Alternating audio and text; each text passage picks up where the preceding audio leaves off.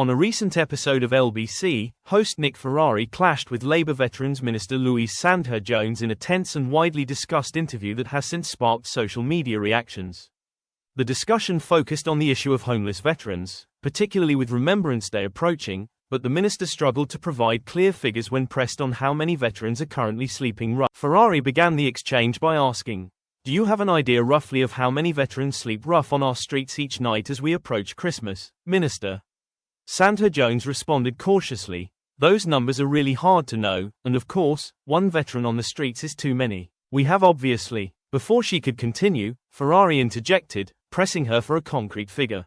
Sandher-Jones attempted to respond, saying, "Across the rough sleeping population, veterans certainly don't make up any more than I'd expect to see, and I want to get that number down to 0. Despite her attempts, Ferrari repeatedly asked for a direct number, stating, "What do you think the number is, Minister?" Sandher-Jones then elaborated that she sees referrals in the tens every week, and that over 1,000 people have been helped through Operation Fortitude, the program aimed at supporting veterans into housing.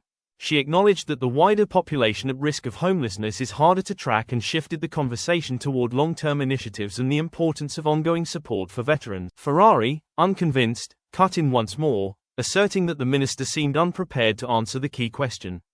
When he cited the figure of 3,700 veterans believed to be sleeping rough, Sandher-Jones appeared momentarily taken aback and replied only, The interview quickly drew attention on social media. LBC listeners on X, formerly Twitter, criticized Sandher-Jones, with one user commenting, "Hopelessly unprepared to be interviewed about your job, should be sackable."